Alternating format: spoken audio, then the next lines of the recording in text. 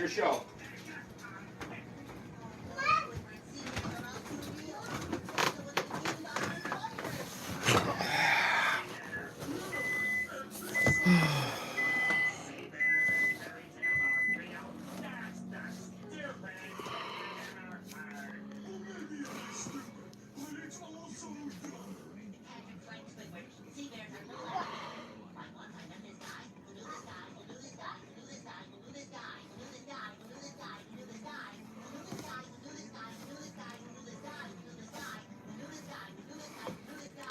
Just waiting for some people to log on. This is kind of unannounced. So we're going to see what goes on here.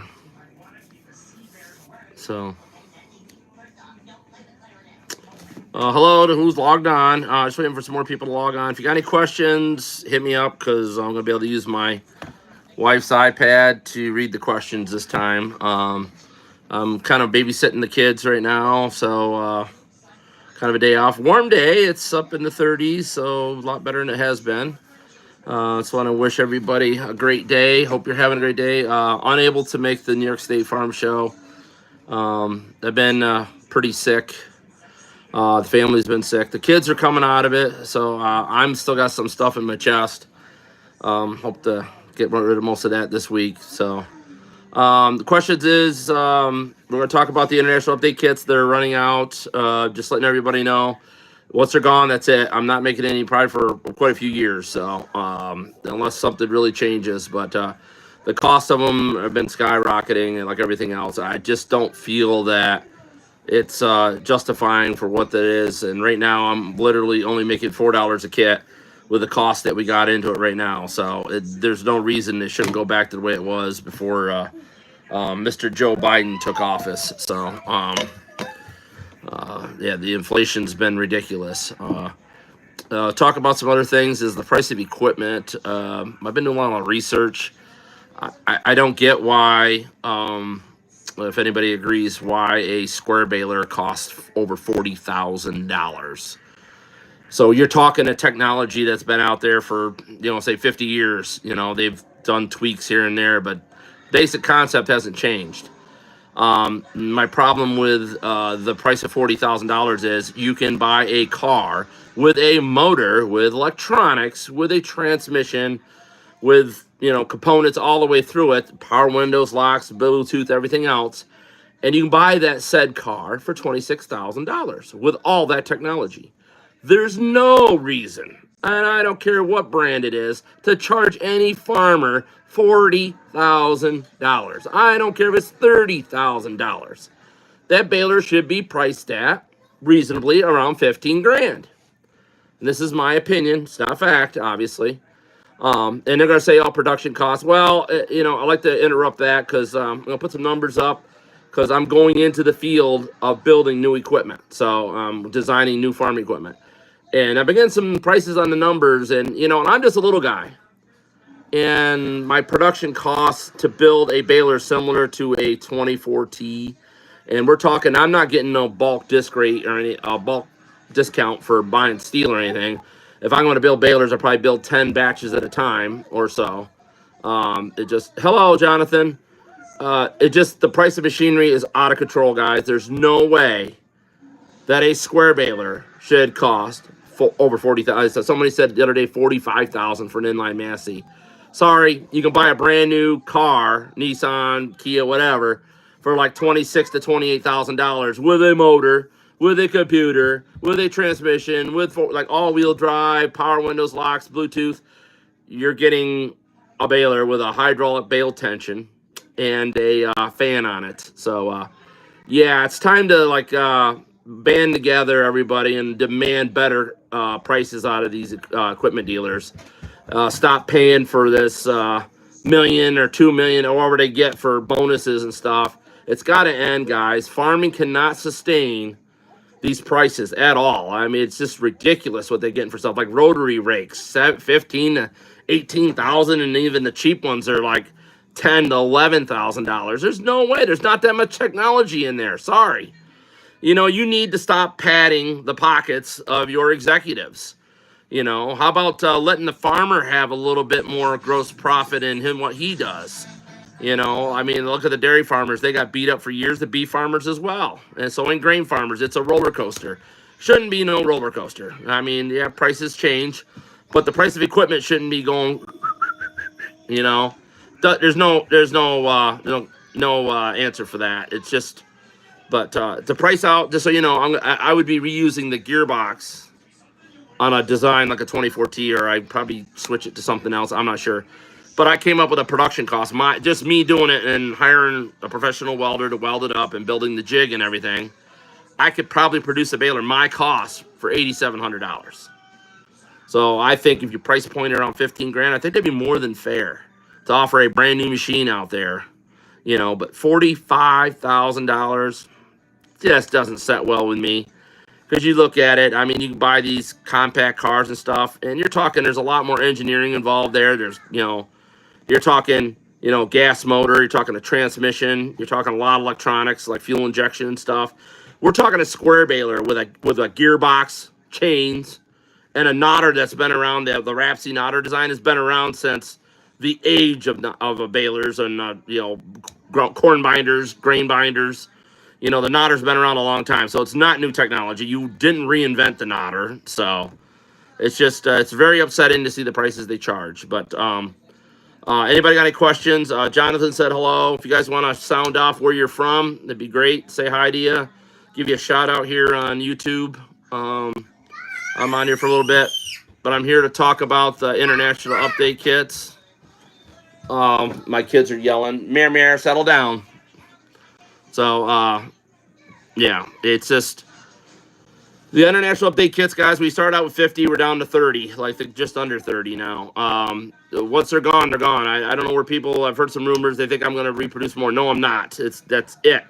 When they're sold, they're done. And until production costs come down, or if I get a machine to do it myself, it's okay if they yell.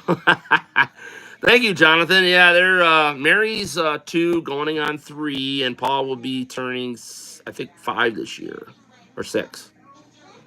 I can't remember. It ain't that bad. Hey, Richard, how are you? If you don't know, I am retiring February 28th, guys. So if people want their balers fixed to get on the schedule, you have to pay for your parts and pay for the travel and everything up front before February 28th. You'll be locked in. I'm trying to end everything in May 28th because I rebuilt a bunch of balers last May. And if I completely go through a baler, like everything, tear it down, rebuild it, come back, I put a 1-year warranty on it. So May 28th is when my warranties end on the balers. And I'd like to be done then. And then I'd like to branch off into, I'm going to design new farm machinery. Affordable farm machinery. So it's going to be non-greed based. Got a few farmers that want to jump in on it. If you guys want to help out, design this stuff, obviously, you know, I want to keep the price point really low on all this new equipment that'll be coming out.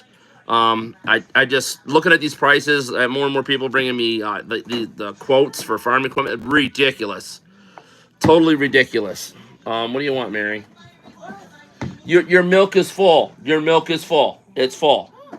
No, it's full. Look. Here. I'm having a negotiation with my daughter. That is full. Okay? Here you go. Go. Go away. Go play. Okay? So, well, anyways.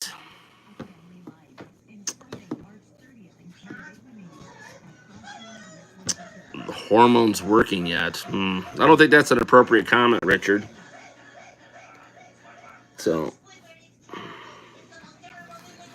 yeah, it's pretty warm in here today. We've been dealing with 4 to 8 degrees usually, 12 a couple days, but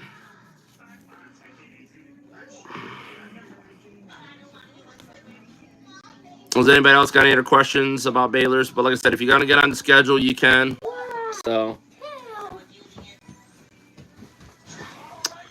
well, forgive the kids. They're hanging around. Like I said, I'm the big daddy babysitter today, so. But not on the interruption. I'm going into equipment development, so it'll be interesting to see how I'll go on. It's probably gonna be a couple years, guys, before I get a piece finished, fully tested out there on the market. Of course, I got to put all this safety stuff on there, follow some regulations. But I got a lot of farmers that think, my thinking's correct, that stuff ought to be a lot cheaper. And maybe if we do something that's built for farmers, by farmers, and start eliminating this technology. And I think farmers are thirsty for a mechanical tractor again.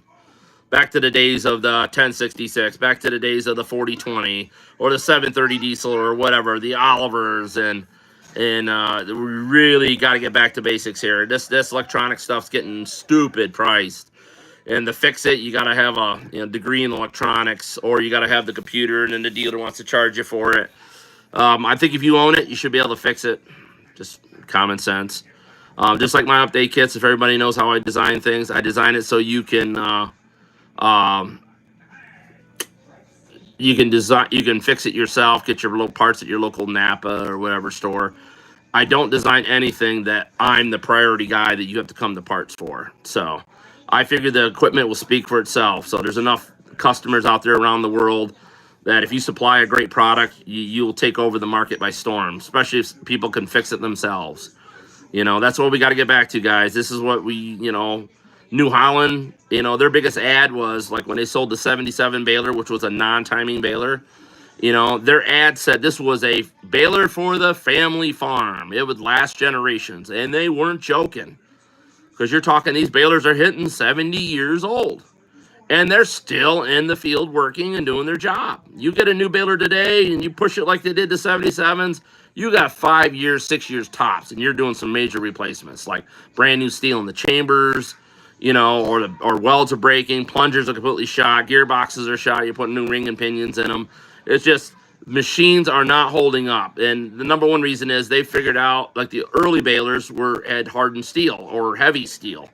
And you could bale, about 1 million bales and they still wouldn't be wore out. Now you hit 200,000-300,000 bales and the chambers are getting paper thin. So, but, hey, Jonathan. Well, thank you for stopping in. Like, share, and subscribe. I'm going to try to keep putting out videos on baler models. I have a lot of balers I got to fix, guys. So when I say I'm retiring from working outside myself. I'm still going to take the balers I got here, fix them, sell them. They'll be advertised on Marketplace or online. And I'm still going to teach people with videos.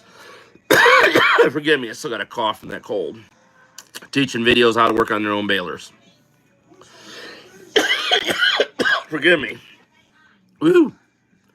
But if anybody's got any other questions, I need to get a drink of water.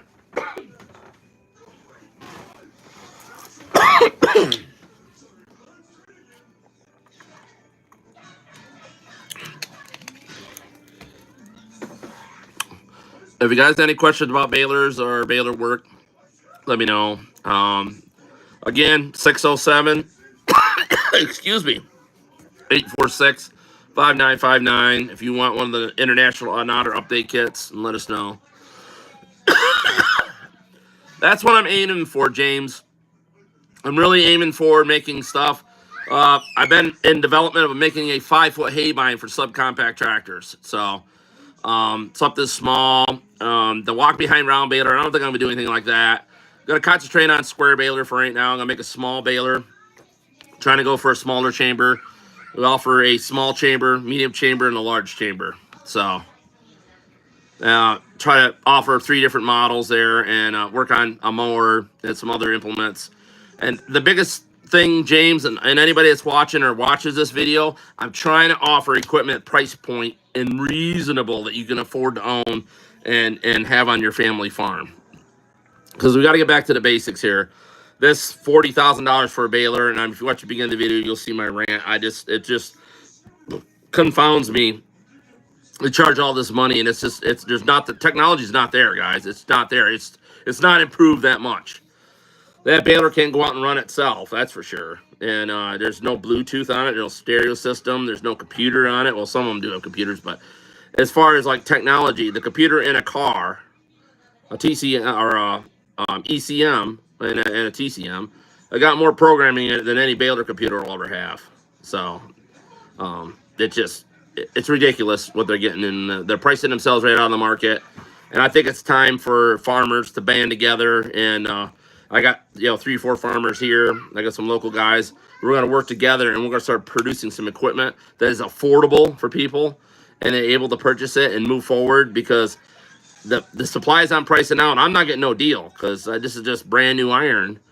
And and I'll be recycling some stuff off some older balers to put on the newer stuff, pretty much like refreshing gearbox, stuff like that, but offering a baler for right around 15 grand. What's Massey going to do then, or Machino or John Deere or anybody else, if somebody comes out with 3 different baler models that are price point for 15 grand? They're not. We're going back to some older technology. I'm bringing back to some of the old stuff from the 50s and 60s.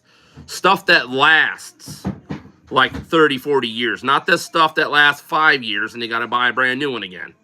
So I'm not going to pad the pockets of AGCO, John Deere, Case IH or CNH or Machino or any of the other companies that make square balers that are charging astronomical prices for their machinery. Because I'm going to tell you right now, I haven't seen a baler yet that's worth the money they're asking for. It's sad. I thought they were high 10 years ago, and now they're outrageously high. And there's no way a baler, a hay baler, should cost more than a brand new all-wheel drive car. No way. So, anyways, that's my rant, guys. Just update on the IH update kits. I still have tons of used parts. We will continue to keep selling them. New parts end February 28th. We will no longer carry OEM or OEM parts from John Deere or anybody. Still going to be doing a little bit of the Kloss rental baler stuff. Not a lot. I'm trying to concentrate switching over to doing this equipment build. So lots of videos I got on here, guys, showing you how I was live videos of working on balers, stuff like that. If you watch the videos, you can learn a lot. I'm probably still going to offer Nodder classes. But, all right, well, the kids are wanting me. So, God bless you all. I'll pray for you all. Hope you guys all have a wonderful day. Please get to church tomorrow. Enjoy a good service. Listen to the sermon. And I pray for you all. In Jesus' name, amen. God bless you all.